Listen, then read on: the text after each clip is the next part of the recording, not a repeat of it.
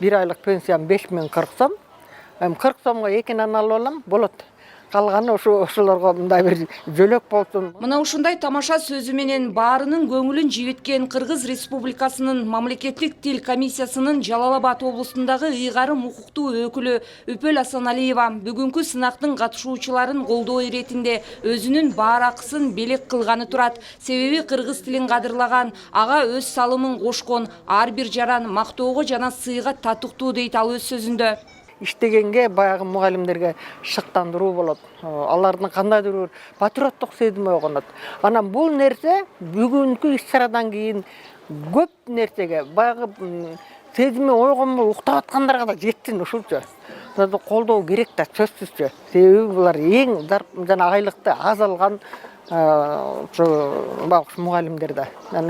Анан бүгүнкү күн алардын тарыхынын барагында да жазылып калсын деди. Кылым жашап келген кыргыз тилимди урпактарга эңчи кылып берели. Бүгүнкү сынакка жалпысынан 14төн ашуун конкурсант катышып, белгиленген программа боюнча мелдешти башташты. Эң башкысы мында ар бир мугалимдин саламдашуусу да ар башка болуп, келген конокторго жагымдуу маанай тартуулашты. Мындай аракеттердин баары албетте кыргыз тилинин барктуулугуна багытталды.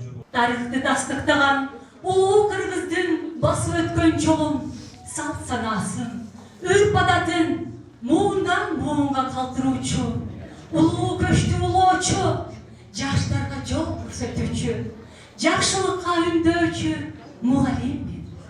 Ары түйшүктүү, ары ардактуу кесиптин кожоюну болгон мугалимдердин жумушта ийгилик жаратуусуна өөлгө болгон ар кандай иш-чараларды байма-бай өткөрүп турууну колго алган Жалал-Абад шаардык билим берүү бөлүмүнүн жетекчилиги бул багытта жыл соңуна чейин бир катар саамалыктар болор турганын маалымдап өтүштү.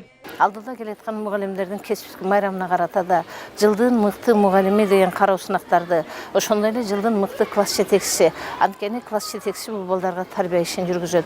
Ошондой эле мыкты балдар бакчасынын башчысы, мыкты тарбиячысы жана жылдын мыкты билим берүү уюмдары деген аталыштагы кароо сынактарыбыз бар. Мындан тышкары дагы ошол сабактардын окуучуларга натыйжалуулугун көздөп, баягы сабак өтүүнүн ыңгайлуу инновациялык ыкмаларды колдонууда алдыңкы календардык планды түзүү жөнүндөгү сынактарыбыз дагы бар.